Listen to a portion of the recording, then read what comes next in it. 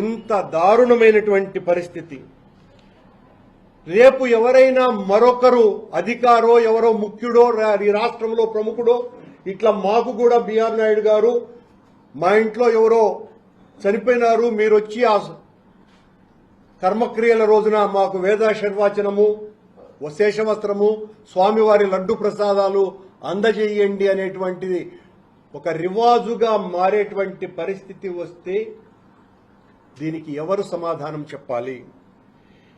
ఏటి సూతకం ఉన్నటువంటి అదనపు ఈవోకి, ఏటి సూతకం ఉన్నటువంటి అదనపు ఈవో గారికి వేద ఆశీర్వచనం, అది కూడా స్వామివారి వేద పారాయణదారుల చేత సాక్షాత్తు స్వామివారి తిరువాభరణాల సంరక్షకుని చేతుల మీదుగా లడ్డు ప్రసాదాలు అందజేస్తూ వాటిని ఇవ్వటం అన్నది తీవ్రమైన అభ్యంతరకరం. హిందువుల మనోభావాలన్నీ కూడా దెబ్బతినేటువంటి విషయం ఇది.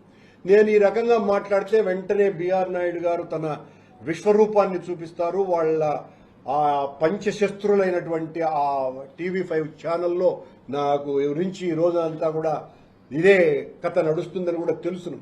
కానీ నేను జరిగేటువంటి తప్పుల్ని ఎత్తి చూపకుండా ఉండటం అన్నది సాధ్యమయ్యేటువంటి విషయం కానే కాదని ఈ సందర్భంగా నేను వారికి తెలియజేస్తూ, స్వామి, స్థానిక దేవాలయాలలో భక్తులు పెరిగిపోయినారు, వాళ్లకు అన్నప్రసాదాలు కూడా లభించటం లేదు అని తెలుగుదేశం పార్టీకి సంబంధించిన అధికారిక పత్రిక ఈనాడులో ఈ మధ్యన ప్రముఖంగా ఒక వార్త వచ్చింది.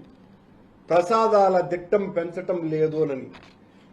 తమరు అధికారులకు ఈ రకమైన ఊడిగం చేయటం మానేసి ఈ దిట్టం పెంచేటువంటి కార్యక్రమం చేయమని సవినయంగా నేను బిఆర్ నాయుడు గారికి విజ్ఞప్తి చేస్తున్నా.